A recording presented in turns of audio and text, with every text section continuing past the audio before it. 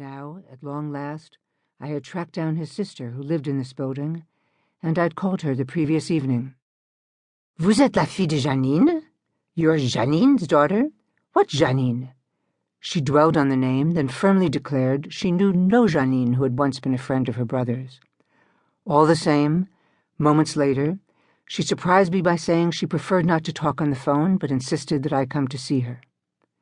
Her invitation seemed a curious one, and it made me uneasy.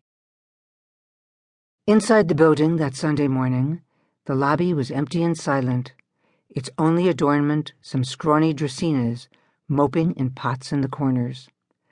On a wall near the entry, a directory of 28 tenants included the family name I remembered.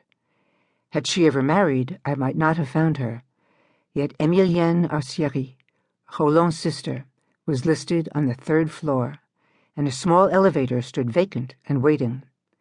What would I say when I met her? How to explain my intentions in coming? Buying time to evaluate answers, I turned away from the elevator and slowly mounted the stairs. Just a few flights above lay a glimpse of a road that my mother wished she had chosen. Blocked at the time by landslides of war, it had twisted throughout a lifetime of dreams while she went in another direction. With its pitfalls concealed, too late to turn back, it seemed cruel and ill-timed to make her confront where the path she had lost might have led her. Was that the gift I would bring her from France at this uniquely terrible moment?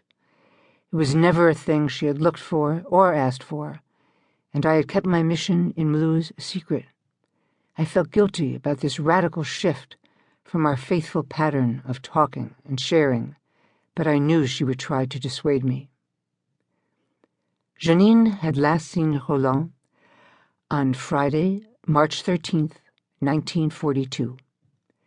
On that day, pulled from his arms on the teeming docks of Marseille, she fled France with her family aboard a Portuguese passenger ship, furtively heading for Casablanca to meet a freighter steaming for Cuba.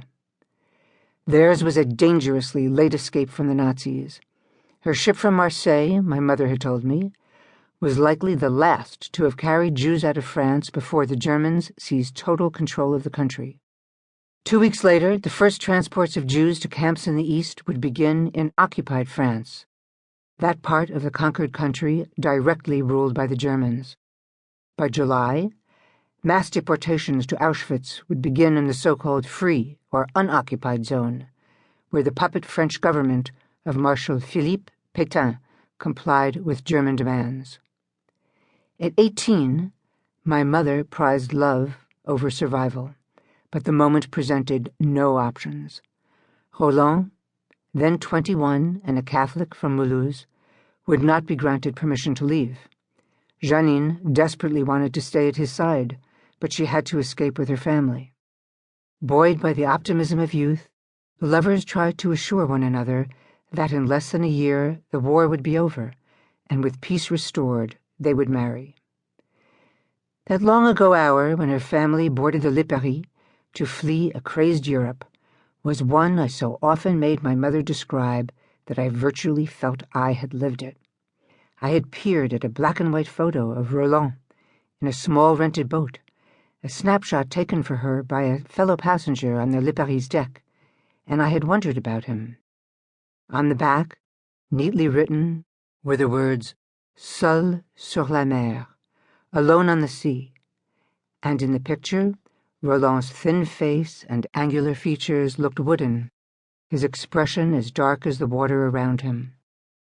In a white shirt and tie and long overcoat, he appeared out of place in a nautical setting, yet he was rowing past the Lipari as it made its way from the pier, bearing 448 Jews past the rosy stone forts at the mouth of the city's Vieux Port, Old Port, and out past the lighthouse to the glimmering Mediterranean Sea.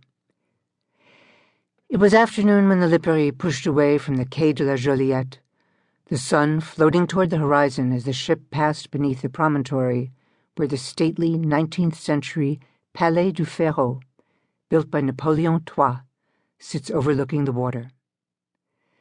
There may have been dogs in the palace's park, running free in the grass, and lovers on